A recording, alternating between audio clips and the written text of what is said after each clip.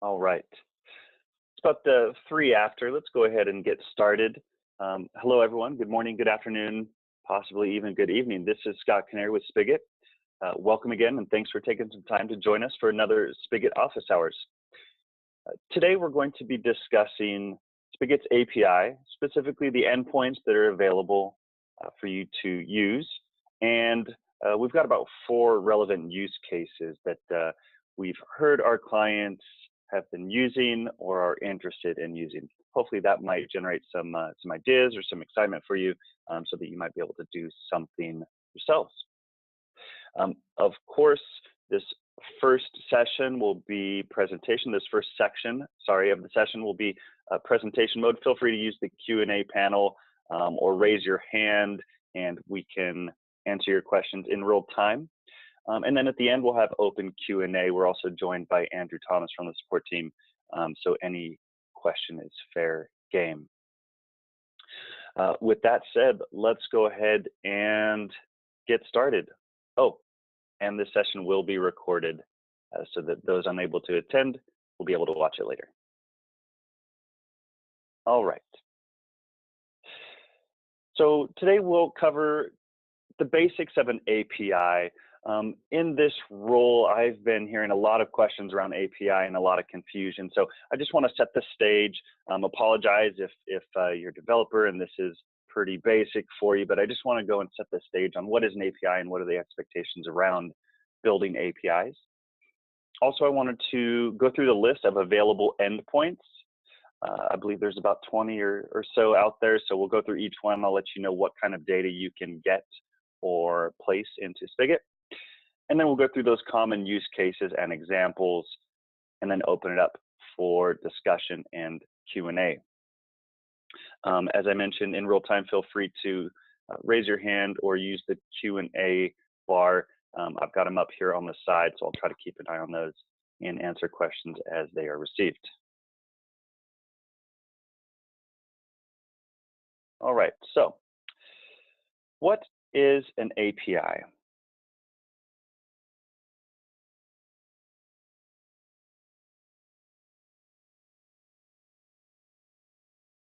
Apologize for the view here. One moment. All right. An API is an application programming interface. But really what it does is it allows a product or a service to talk to other products or services. So in this way, an API really allows us as end users or even developers to use the data and the functionality from applications in other applications of our ecosystem. So for example, the way it works, let's say we have an application to integrate with Spigot. That might be Slack, or it might be another internal communication tool like Yammer. It might be SharePoint. It might be Salesforce. And what that application would do using some middleware that would be developed by someone is that application would make a request out to Spigot and say, hey, I'd really like to get information on users or on ideas. The API would make that request, grab that data, and then send it back over to the application. Now, in addition to retrieving data, there are some available methods to post data. For example, this application may say, hey, I'd really like to post an idea in Spigot, and there are some of those methods available as well. The key point here is this middleware. So this middleware really requires 4 things to happen. First, we need to design an experience. So that's really designed with us. Usually those of us on the phone here are program owners or challenge owners or administrators. We would get together with a developer or a business unit and say, what is the need we're trying to solve? Let's say, for example, we run challenges on a regular basis, but email communications are just not effective enough. And we want to promote all of our challenges, all of our active challenges, and maybe even create some active user leaderboards and promote those throughout all of our organizations on the digital signage displays throughout headquarters. Well, that would be the designed experience. We'd articulate what data we want and at what frequency we wanted it to be displayed and where we wanted it to be displayed, and communicate that over to our developer. The second thing we would need is a server and some developer tools. So that server would be housed more than likely in your internal infrastructure behind your firewall. In the example I gave, obviously, that server would be something inside your enterprise. It probably already exists, and your IT team more than likely would own that server. The third thing you would need is access to the API and the developer notes. Kind of goes without saying, but this is not something that we would do as non-developers or as challenge owners or program owners. This is something a developer would need to do, and hence they would need the developer notes to see the various methods and calls and syntax of the API, and also the same documentation on the app that we're integrating with. So if you're integrating Slack with SharePoint, then you would need to get developer notes for both SharePoint and Spigot and SharePoint. You would need to get those documentation notes for both Spigot and SharePoint so that you understood how to make the APIs talk together. And then lastly, this middleware would need to be built based on our designed experience. So a developer, again, typically an in-house individual on your IT team or perhaps a consultant, would take the designed experience and using those developer tools would go and build out this application on your server. And that application would then do the function of the middleware, requesting and sending data between the two applications. So as we start to think about what that might look like and what are the various possibilities, I gave you one with the promotion example. Start to think about what's possible, and using these endpoints, you can kind of determine whether or not it's feasible. I'll just start at the top and go through this list. Let me know if you have any questions. I know it's a little bit small here. The first one goes without saying, authentication. So we need to be able to let Spigot know that we are authorized to access this application. It's not just open. Nobody can go out there and reach your information. They would need to actually authenticate with the service first. And this could be done by a number of methods.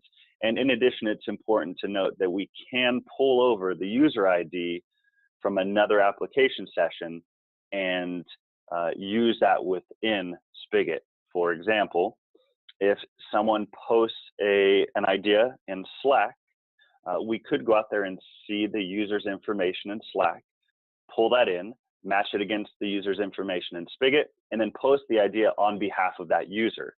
All posts do not need to be made on behalf of some type of single application user ID. We can also list all communities or challenges with their details. So the previous example I gave with promoting your challenge would probably be used using the second endpoint. Hey, show me all challenges that are active, and maybe let me know what phase they're in so we know what we're asking people, and give me the title as well. All that information is available through the API. We can also list all the challenges in a given community. All the categories in a given community or challenge. We can list all the ideas in a community or challenge. So think of creating a scrolling page on a digital display that's just going through every idea that happens to be live in an open challenge. We can list idea template fields. So some of you have very complex idea forms. Some of you have very simple idea forms. You can list all of those template fields so that you know what information needs to be gathered.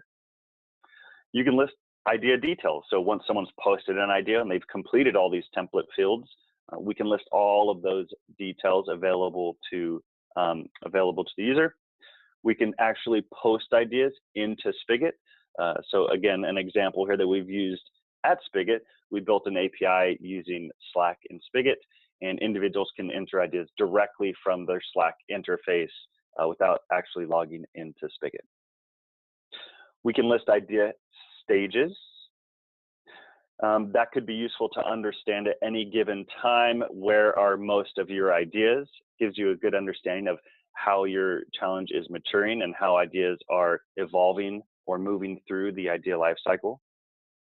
We can list idea stats over a given amount of time. For example, we could say, in this challenge, these ideas have got X amount of votes or X amount of views or X amount of reviews have been completed.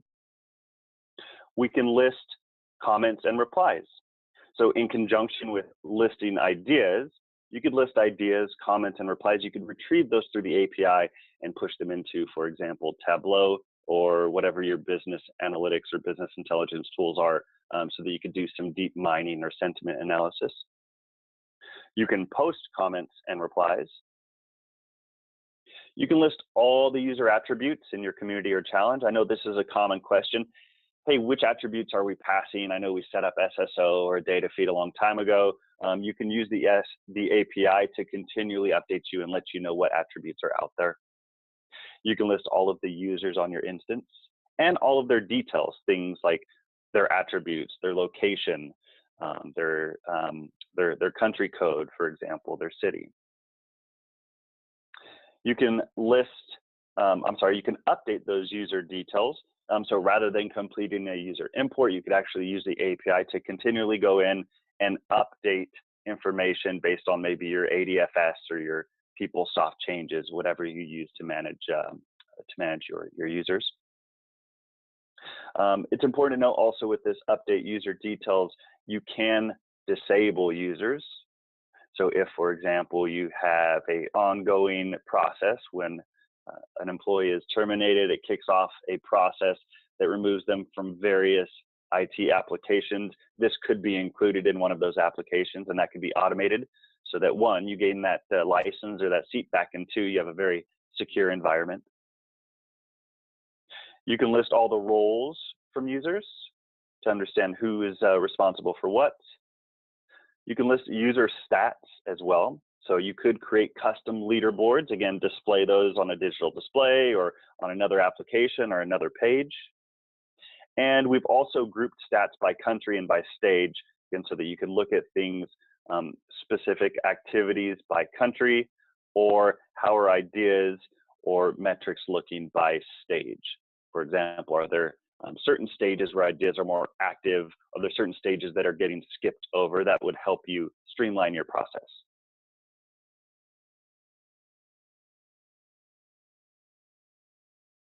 These are some common use cases for API. Of course, you may be coming up with something much more unique or custom, and I'd be happy to hear that. I'd actually appreciate hearing that. But these are kind of the top 4 that we typically hear about in Spigot. The first one is all around promotion and communication. I think I touched on this a little bit earlier. So we can funnel all of these challenges or ideas through some type of digital signage, or maybe an application on someone's desktop, or a widget, or some kind of scrolling banner through the API. And we can also push challenge information so that we can actually have calls to action. Hey, phase 3 just started. We need everyone to come in and do some pairwise voting. Posting ideas from anywhere. So, you know, we've all heard the water cooler analogy, and there's some truth to it. You know, gathering ideas when inspiration strikes is not always easy, and that's why, you know, you have a notebook next to your bed, for example. The API does support idea posting, so you can build a kiosk or an application where someone could hit a button, it'll identify who that person is, and post an idea on behalf of them. We do a lot of business with manufacturing facilities, and being able to put something out on the plant floor may be the difference between gaining insight from those individuals or just you know, asking the frontline managers instead of the frontline associates.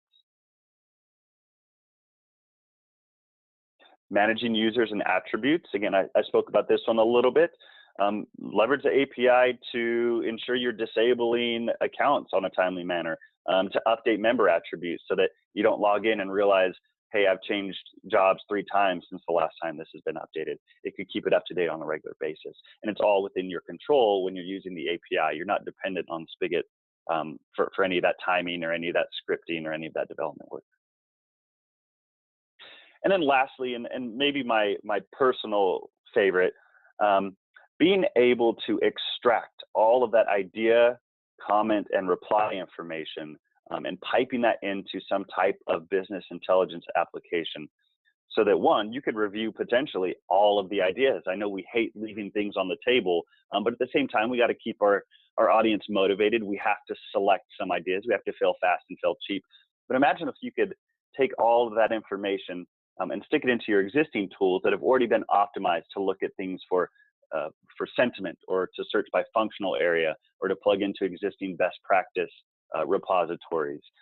All that's possible today using the API by extracting the idea, comment, and reply information and just piping them straight into your existing BI tools.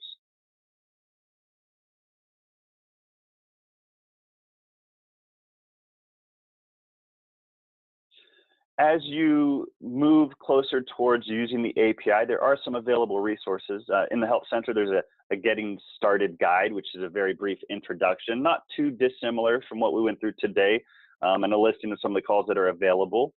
Of course, if you have written an API and you need some assistance troubleshooting, we can view error logs for you and let you know what's working and what isn't working. But most importantly, after you've come up with kind of the process or the understanding of what you would like to do and hand it over to your developer, the developer notes are embedded in each application. So in your instance of Spigot on the API management page. And that way we know you're getting the right information depending on what version you are or any of the nuances you might have in your instance. So a developer would need administrative rights. You send them over to the API management page, and from there, they'll be able to go ahead and build whatever you've designed for them.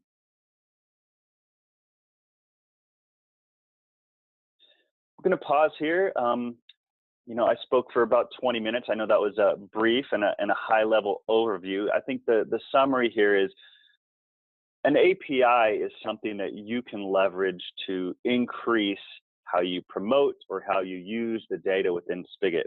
It's not something that as a program owner or a challenge administrator, that you're necessarily going to be able to hook up yourself. It's not plug and play. There's no pre-canned integrations where you just click a button and it's done. This is something that would need to be developed by your team. And this is pretty normal for many software as a service applications out there. It's not necessarily abnormal. We use the REST API, which is very common, and anyone from your development team would be able to work with this. We actually had an intern who was in high school write some API integrations for us. So we know that it's being used out there. We know that there's a demand for it, but it is something that needs a specific skill set in order to develop. And really what we as program owners need to be focused on is what are we trying to achieve? What is the problem that we're trying to solve? I'll pause here. Any questions on the API or any questions in general? This is really your time to let us know if you need help with anything.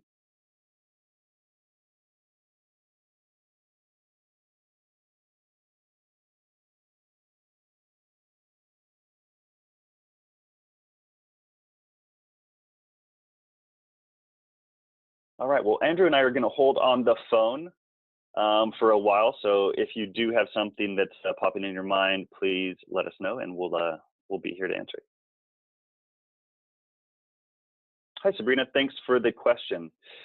Yes, some of the examples that I gave you today, those use cases, are how our customers are using it. I've obviously sanitized those and removed their names and their exact, their exact specifics, just to be respectful of the client. But those are the 4 most commonly used use cases. And out of those 4, Sabrina, I would say that posting ideas is probably one of the top ones. I know a lot of our customers have SharePoint integrations, and so embedding a button in a SharePoint page to say, hey, great conversation, could you turn this into an idea? That one is very common. And then being able to extract all of that information, all the ideas, all the comments and the replies for both just compliance and repository benefits has been another common one. What I'm excited about is that some of our clients are starting to talk about using that information, doing deeper analysis on it, but I haven't heard anything back yet. When I do, I'll be sharing it with everyone because we're very excited to see how you guys are using it. Tara asks if you can use an API between Spigot instances, for example, from an external to an internal. Absolutely, yeah. The API is really agnostic of the service or product. It really doesn't care. It's just going to surface some data, make it available. So yeah, absolutely. You could use, it sounds silly, but just to get the point across, Tara, you could use an API between the same Spigot instance. You wouldn't need to, but technically, yes, absolutely. And using it from an external to an internal is actually a great idea. If I can maybe read your mind here, you may be thinking of things like, what if we had an external instance and we sourced all these great ideas from our partners or maybe our end users or our customers or our consumers, but then in order to develop them and really understand if the ideas are feasible or whether they're really, complaints versus ideas, we could bring them back internally and have that conversation internally. And yes, scheduling them to facilitate automation is why you would want to build an API. So this is where it gets into developer land and outside of individuals like my capability. So I couldn't tell you the exact code to do that, but yes, the concept is the API would automate the authentication, the posting, the extraction, and you would set it up on whatever time schedule you want. Your developer would be writing that algorithm. So you and the developer would determine when that happens. Is it a timed based? Is it a date? Is it a button? That's absolutely within your control, 100% within your control.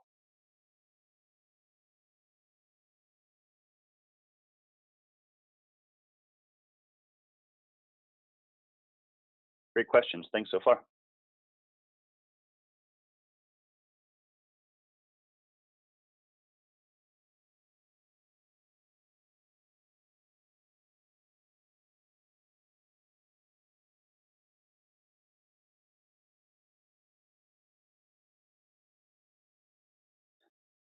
Sabrina, just elaborating on your question, we do have the Slack integration that I spoke of earlier. I could definitely provide you like a code example. When you said example, I kind of assumed you meant use cases, but you may have meant actual code. And for that one explicitly, we wrote it. So we'd be able to share that with you if if you guys needed some help. Your developer would obviously know what he or she is doing, but if you did want to see some code snippets, that's one I could share with you because it's not owned by a client, it's owned by us. And if you want to, I can reach out to you afterwards if that would be of benefit to you and track that down and send it over to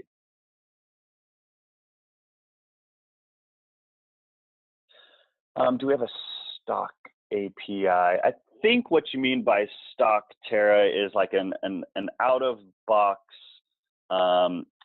integration that already works with other applications. And if that's your question, no, we have no pre-built integrations. Our REST API is available to develop on. It's more of a platform, but we have not pre-built anything besides what we already use for good data, which is a type of API. We do have the idea stats and the user stats available. So if you wanted to create your own little reporting engine and that information that you're looking for is included in those two APIs, you could definitely build a little mini report API, but we have not built any push button integrations at this time.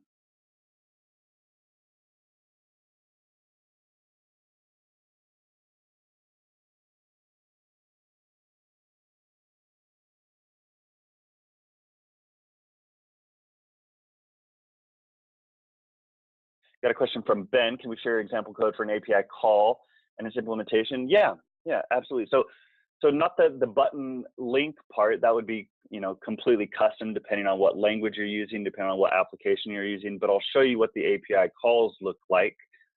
Give me 1 second here and I'll jump out to the site. And then Ben, if you're interested, I could send you that Slack information so that you could kind of unwind that and see what it looks like. As I mentioned, you're typically going to want to involve a developer. If you are a developer, then you would know. It just really depends on the scenario, the environment, the application, and the language you're using. It'll kind of dictate what it looks like. Give me 1 second. I'm going to pull up our developer notes here.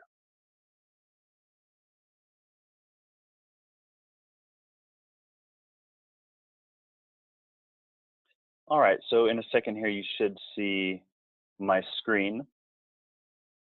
This is actually on the new version of Spigot, which I'm sure you will all be enjoying here in the next couple of months. It's the fall release.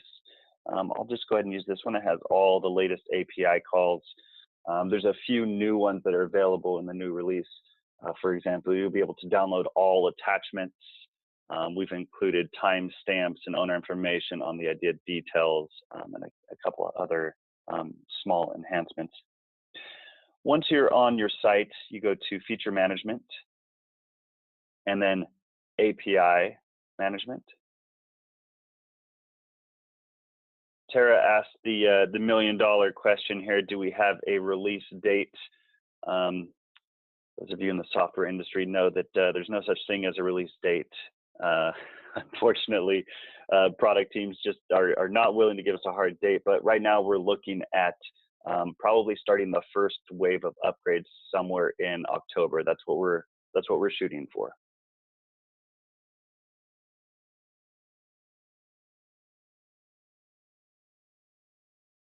Apologize for the delay here. I'm sure the million things I've got up and going here is slowing it down. But the API documentation I was referring to earlier can be viewed right here. Again, it's unique by version. So you probably don't want to go out to the help center. Once you get ready to develop an API, you probably want to send your developer straight here so that you know the notes are relevant. When you click on that link, it's going to pull up the Spigot API guide. If you did want to test this out, even if you're not a developer, but you are tech savvy, you could use something like Postman, which is used for testing APIs and testing web development. Using something like Postman, you would be able to test these out and see what they look like. Although you wouldn't be able to build your API using Postman, obviously, you'd just be able to kind of test things out and see what they look like, which may or may not be of use to you. So let's look at a example code for an API call. Over here on the left is our table of contents. And you can see here we've got all the various calls that are available. Let's go just down the list here a little bit and say listing ideas. So we use the get request or the get method in order to list ideas. These are the path perimeters. So we're going to list the community or the challenge ID in which the ideas are requested. If you didn't know that ID, well, you can list community attributes. You could list up here communities, all communities, which would give you all of the IDs. So this could be built into the API so that you don't actually have to know what these IDs are, but you could actually go out there and search for them in the API, then list the community ID right here. These are called request perimeters. So the offset kind of helps you if you're dealing with large amounts of data. Say, hey, just start at 100, or start at 0, or start at 1,000. And you can also determine status and stage if you wanted to, as well as a limit. Hey, only show me ideas in the final stage that are closed as successful. And then more importantly, Ben, maybe to your point, this is what you can expect to get back. So we're in the listing ideas method, and you could get the total number of ideas. You would get hypermedia links. What that means is you can then navigate from this location very quickly. And the hypermedia links are available down here. So that you can move, like, for example, to a different idea template, or to a tags method, or to a stages method.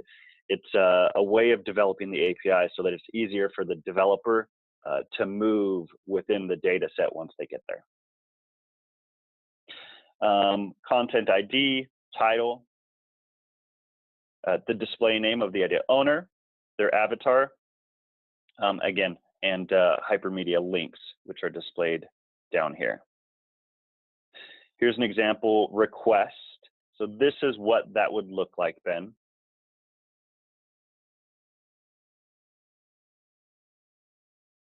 In this case, the community ID is number 1. And this would be an example response.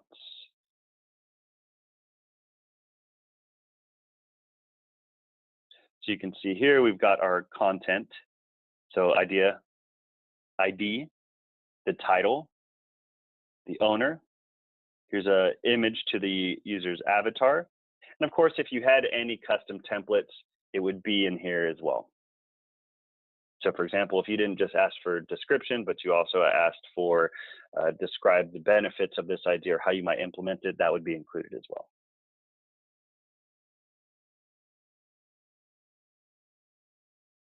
And these are just multiple IDs. We've listed them all. Does that answer your question, Ben? Would you like to see the some example Slack code?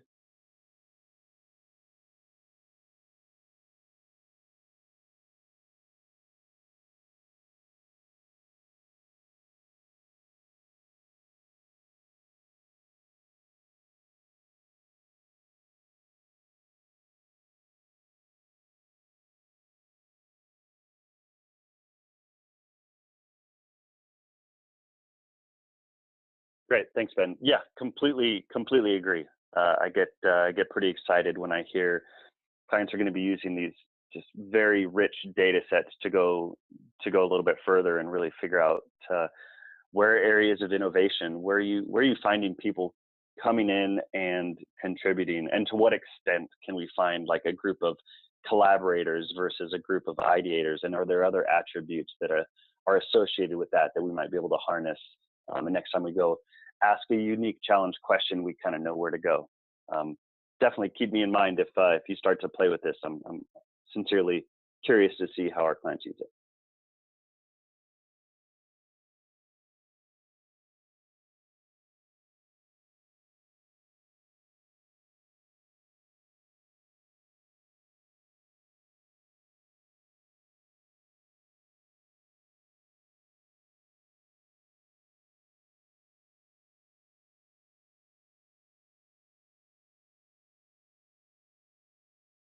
Great questions.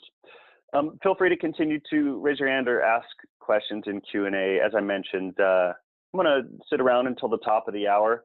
I'll keep an eye on the Q&A forum. If you feel like you've got what you need to be dangerous, have a great rest of your day. I appreciate you joining. If you're trying to articulate a few questions, no rush. Again, we'll be around for another 20 minutes or so.